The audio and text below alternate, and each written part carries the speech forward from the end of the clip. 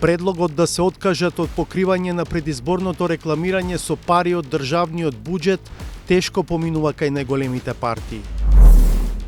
Пред една година беше забранет увоз на никотински кесички наречени снус, но на терен Како е можна производ што е забранет за увоз во земјава и натаму слободно да се продава?